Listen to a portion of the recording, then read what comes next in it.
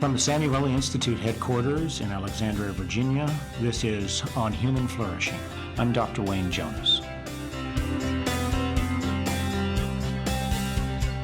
My guest today, Dr. Gail Christopher, is Vice President for Policy and Senior Advisor at the W.K. Kellogg Foundation in Battle Creek, Michigan. In this role, she serves on the President's Cabinet that provides overall direction and leadership for the Foundation and has expertise in the area of health policy as it relates to social determinants of health, health inequities, and public policy issues. She, of course, is a lot more than that. She was a practicing naturopathic doctor for many years in Chicago, where she used natural health-enhancing, health-creating approaches to help people get better.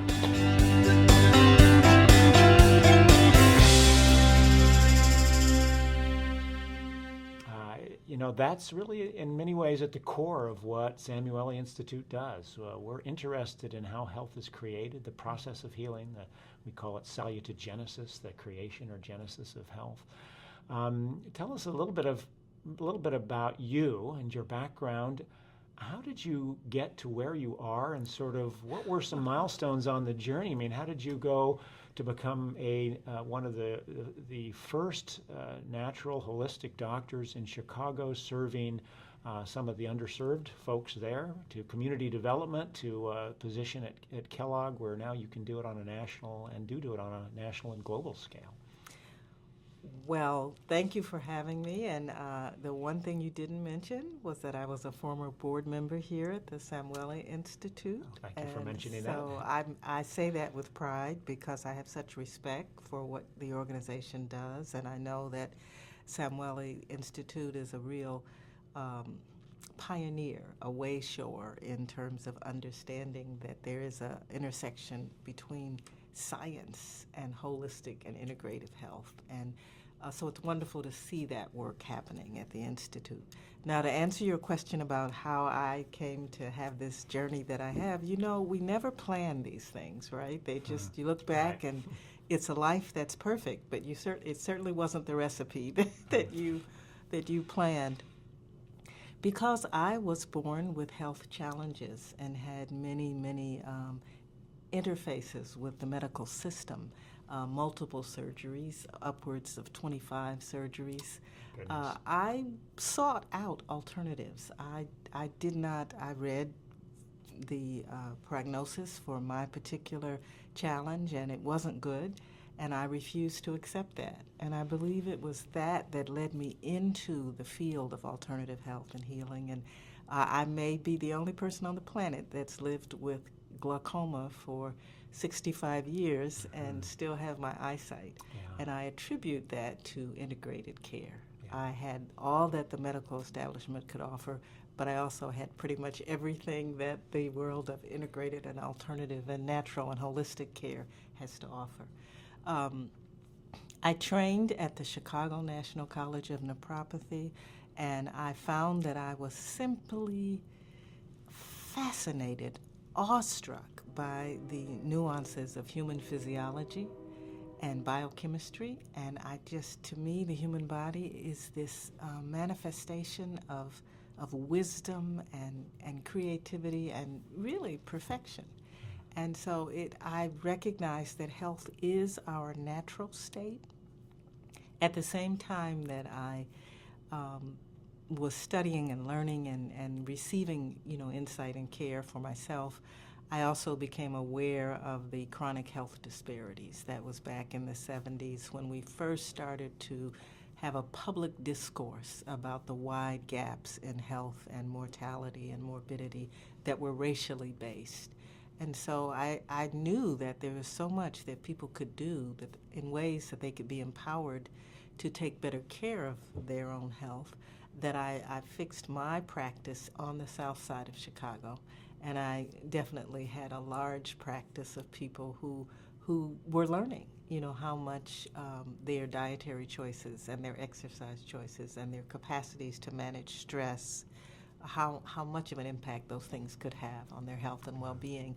And that led to working with nonprofit organizations, also in Chicago, redesigning federally funded menu programs for child care centers, working with communities that were servicing children with multiple developmental challenges and disabilities. And I learned so much over the years. We had an interdisciplinary or multidisciplinary approach to working with children who had been born with, often prematurely, but with various forms of physical disabilities. And doing that, working on a team, where you had the physical therapist and you had the medical doctors and you had the nutritionists, and you had the social worker, being able to sit there holistically and develop an integrative strategy for these children. It was fun, and they just flourished, to use the term. Yeah. So that was back before the term integrative Absolutely. was even around. That right? was in the 70s and early 80s. Fantastic. And then it became clear to me, though, that the stress that, people presented with the symptoms of chronic stress, and those stress factors were often economic stress factors. They were struggling with economic insecurity and financial instability due to not having a job or being between jobs, or just, so I ended up actually having more patients who couldn't pay, and that led me to create a nonprofit so that I could get funding to support programmatic designs that would enable the information and the services to be delivered to people who couldn't afford to pay out of pocket, because there was certainly no third-party payment for alternative health care back then. And one thing led to another, and I found myself being asked to lead a national organization of family support programs called the Family Resource Coalition of America. That was my first foray into the national. I think it was precipitated somewhat by a major public television documentary which Harding Carter narrated back then. It was called Crisis on Federal Street, because the population I was working with were largely on the south side of Chicago in public housing. And we were taking a holistic approach to supporting families there and helping them deal with the stress. Something as fundamental as exposure to lead in the environment, for instance. It sounds to me like you realized that a huge impact on health was the environment, was the social and economic situation that people were in, that this was driving disparities, that individuals that despite their best even knowledge and intention couldn't overcome because of the structural and environmental situations and social situations. And so you had to expand way beyond integrative healthcare into really sort of integrative life. I mean, what do you call this? Well, the literal definition of my profession, nephropathy, is to fix or correct suffering. And I think in some of the Native American traditions, those who are born to be healers, they start, one-on-one with the family, with the individual, but they soon evolve to recognizing it's the community, it's the tribe, it's the larger healing. And I like to think that my journey as a healer has been along that path, and it did move to policies and policy work, can be health care, but it can also be public health.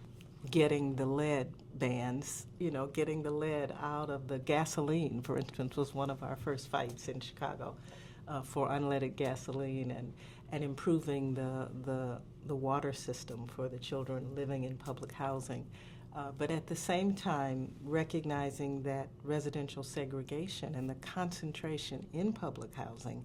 I remember the Gautreaux decision, which was the first major, and I served on an organization that was key to bringing that about. It was the first major acknowledgement and settlement concerning intentional segregation and concentration of people of color into an area where it was known and predicted that there would be grave health consequences. But the underlying premise, the underlying ideology of racial hierarchy made that an okay decision. An okay thing to do. Wow. Right, Even despite knowing that. Knowing it, you know. But that's been the journey. That's amazing. So, I mean, going from a practice that needed to now become holistic beyond the practice, is something that now is a major discussion in healthcare policy all over, because they realize healthcare costs can't be controlled or managed, and health can't actually be improved unless the traditional sort of medical care type of a model is expanded to make sure that these kinds of needs, services, education, empowerment tools are embedded in that. And yet you're describing even things beyond that. There's a structural component within the society that then either inhibits or reinforces the ability to do that, even if a practice wants to do that. And so much of it is moving beyond pathology, moving beyond the disease model. And I think that's where we're moving to in terms of our evolution and our understanding. It's not just a pill for an ill or a treatment for an ill, It is creating, as you described salutogenesis, creating the conditions that are supportive of a thriving, healthy, flourishing community and family. And we know, the model of gardening is applicable. You're going to have a healthy plant if you have the conditions in the soil and in the water and in the air that allow that plant to grow, because that's what it's here for. Right. It's here to grow. Well, I believe we're here to be healthy, and so we have to have a focus on understanding the necessary conditions for creating that. Right. Ultimately, as human beings, everything, I believe, is driven by, I think perhaps the most important determining factor of our well-being is really our social interaction. We are wired as human beings to connect with other human beings. And so when we have toxic dynamics in our collective and individual consciousness that flies in the face of healthy social interaction, then we are predisposing to disease and pathology. And we can get into the nuanced biochemical and physiological rationale for that. But ultimately, I think our decision to be a divisive society, to be a society that is polarized and does not understand the primacy of relationship, I think that decision and that dominant ethos in our society is costing us billions of dollars. Yes, that's fascinating. I think so. Really, the social engagement, social bonding is in many ways the water in this ecological garden of flourishing or human health that you're talking that's about. That's a good metaphor. And if there is no water, it'll all wither. Exactly. I personally saw an example of this with my mother recently. She broke her hip and had a stroke all within a matter of 2 weeks. And she had all the best of technology and medical care, the hip replacement, all the neurology scans and all that kind of stuff, things that a lot of people don't have. So she had all that. But the thing that allowed her to go through it, and fortunately she's on the other side of that right now, was the fact that she had family and friends that came and interacted with her regularly.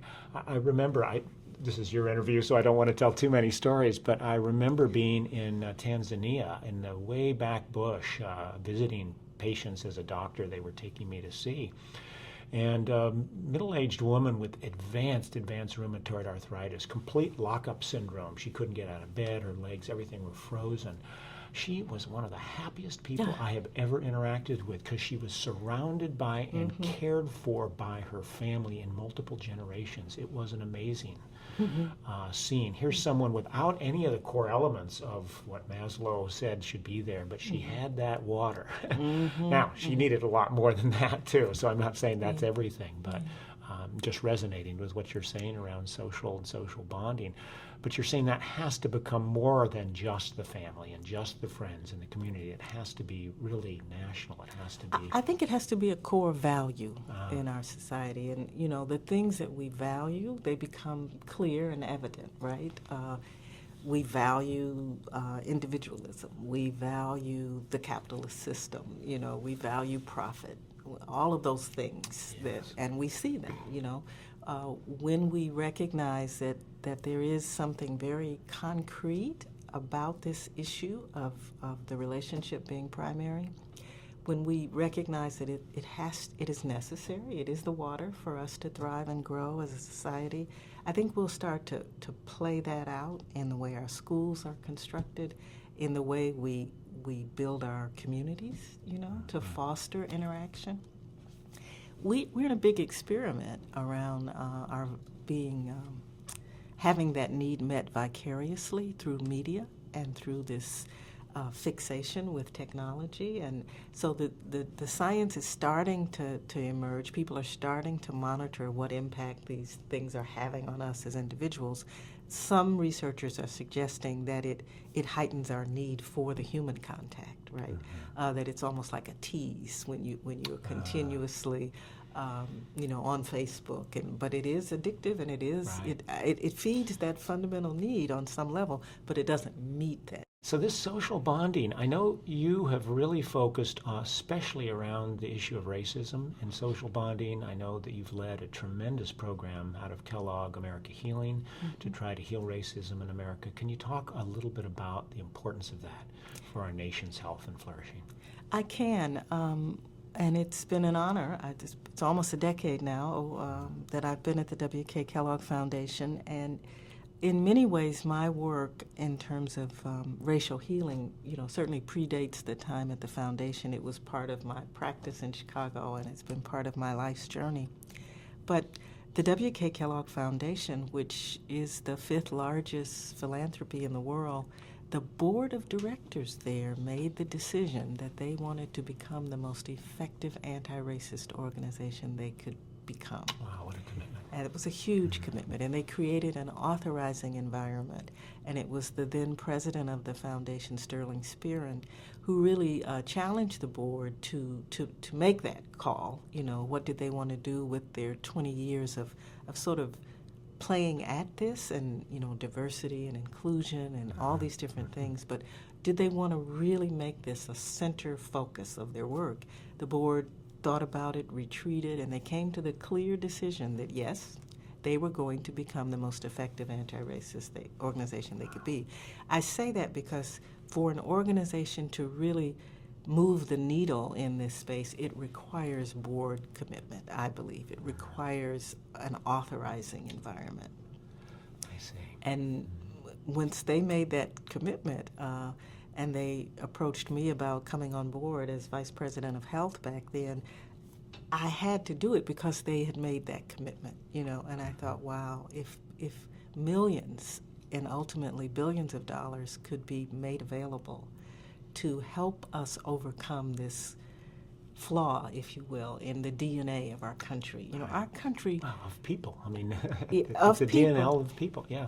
But in America was... Yeah. It's in our Constitution. It was built on the premise of a hierarchy of human value, a mythology, but it was a belief at the time that some people were more human than others, and as a consequence, and this was based on how they looked, on their physical characteristics, that they could be, denied opportunity to flourish and to be treated fairly and as human beings.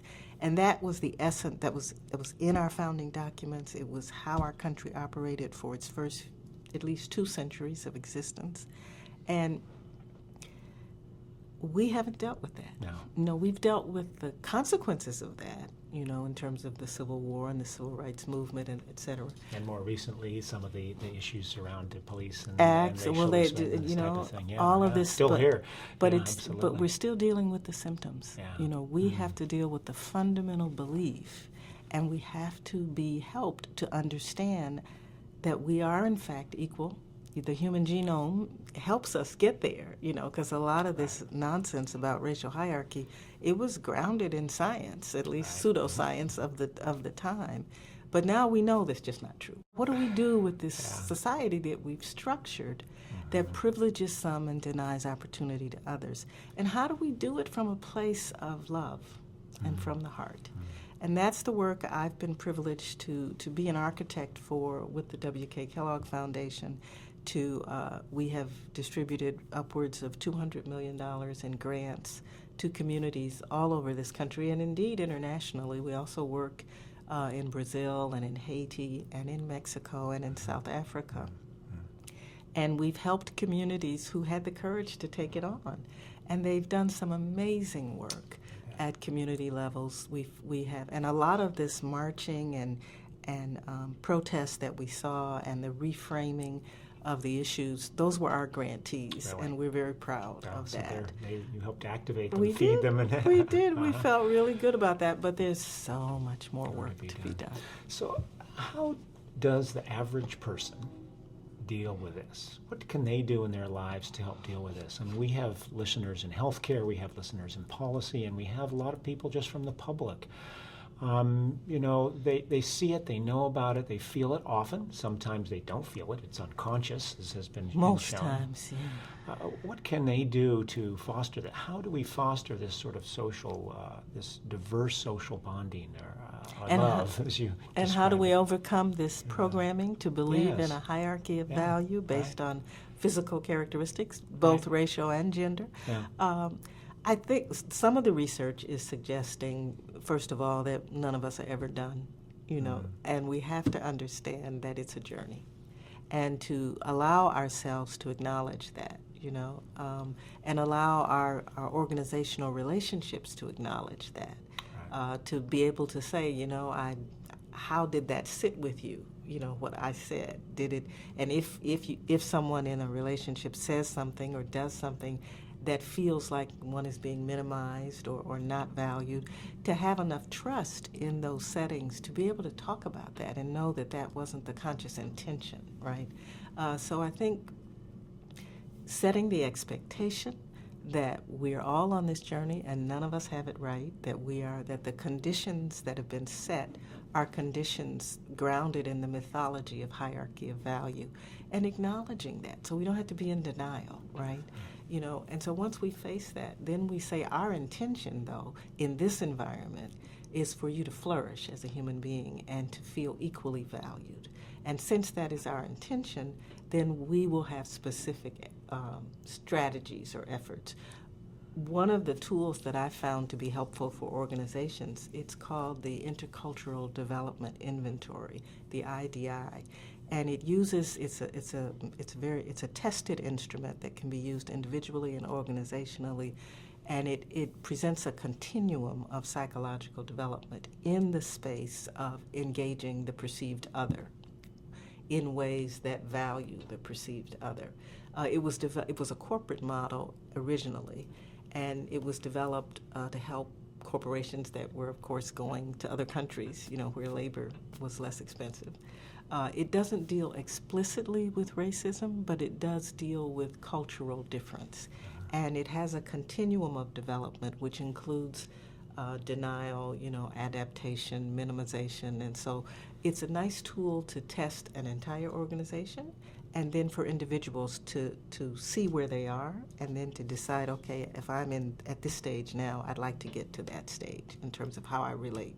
So that's a concrete tool that we used. Everyone at the foundation did take it, and we continue to monitor our progress internally. Mm-hmm. So this is an organizational tool that can help people work through this process of realizing where they are, what's embedded, and helping them act on the intention to try to change that. So this is very similar to tools I've seen in schools on social and emotional education, worldview education. I know Institute of Noetic Sciences has developed a nice one on worldview change and this type of thing. So this is a great IDI, right? I'll look at that for our organization. And I also think that the implicit association testing that can be done at Harvard's website, one organization that has emerged from our work, it's a network. Originally it was what I consider young people. They were in their 30s, and they'd hear me speak, and I would say, well, I know we're not going to finish this work in my lifetime. And they challenged me, and they said, why do you say that? And they said, no, we're going to do this in our lifetime. And so they named their network Within Our Lifetime. In our lifetime. And they are orchestrating a heightened awareness of the role of implicit or unconscious bias and launching a campaign. But that implicit association testing is a good tool you can take as an individual, because it's so important to know that these reactions that are grounded in bias are automatic, and that's why it's so important for people who have the potential to make lethal decisions, right? Be they physicians, or police officers, if I have the power to determine whether you live or die, right? I need to at least hold myself accountable for making sure that my responses to you are coming from a humane and heart-based place, Yes. in spite of my programming, you know. And it's not that I'm a bad person, but I think that's another level of learning that we need to say is required if you have that kind of authority That and kind power, of authority and you know. power. So That's a competency and a skill that you ought to have in order to be able to be in that position. absolutely, Yeah, and it has to be absolutely. the expectation, you know. So that's another tool, and I think narrative is perhaps the most powerful way to bypass our conscious barriers. I spoke somewhere recently, and I had to go back, and I ran into one of the women who had heard me speak like 3 or 4 months before, and she didn't quite recognize me at first, but she remembered the stories that I told. And she was reciting back to me the stories, you know, and it just reminded me that that's what we hold on to. We hold on to our stories, you know. So finding ways to create a new narrative, to tell new stories about us, right, about our humanity, about our sameness, at the same time our uniqueness within that construct of sameness, those are powerful tools. Yes. And we have to figure out how to do that in everything, in every discipline. So storytelling within environments that allow you to see the commonality and respect the differences. Yes, absolutely. That's fantastic. Yeah. The whole issue of implicit bias, the whole issue of narrative and storytelling, I think is key. It's the core process for sort of delivering the water, if you will, isn't it, in those areas? It is, and again, it takes us back to technology today, Okay. you know, and how are we misusing, I believe, and abusing this great resource that could shift our consciousness if we used it well. But instead, we're reinforcing the stereotypes, we're reinforcing all those things that put us in a state of physiological stress. These are things that people can learn, they can practice day to day, Yep.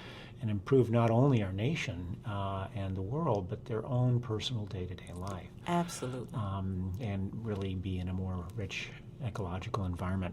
We'll have you back to do that at some point.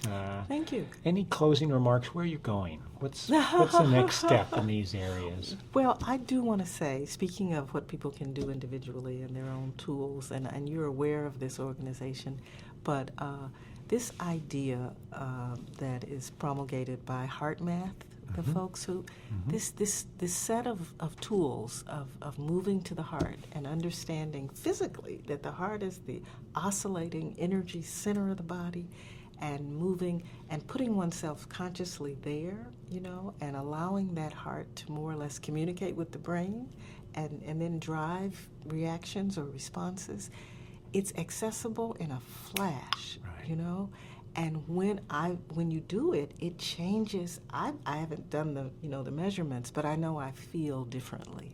And even when challenged, right, by the typical structural challenges, even in the midst of the challenge, if I apply some of those techniques, I find myself responding differently.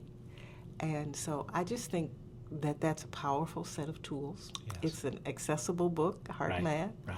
And I wish everybody in Congress had that book. That's a great idea. Let's spread it down on Capitol Hill. What I love about that comment is that children especially are good at this. Yep. They pick this up very quickly, and those are lifelong skills that can address the fundamental issues that we've been talking about today. Yeah, absolutely. So, Yeah. Dr. Christopher, Gail, thank you very much for Sure, coming thank you. in. I hope we can get you back to talk about this more. I think this is a tremendous, and we look forward to great things that you continue to do in your new role at the W.K. Kellogg Foundation and in other endeavors. Thank you. It's been a pleasure. Through initiatives such as the Well Community Project, communities are coming together and sharing their personal experiences in order to set collective goals for a flourishing society. While the concept is simple, it is complex in practice. One must consider the backgrounds and experience of all community members, including their racial, ethnic, historical, age, and economic conditions, in order to build a wellness culture. With leadership from organizations such as the W.K. Kellogg Foundation, the future of social and racial healing is brighter. The future in which our differences can converge and forms a society in which all can flourish and thrive.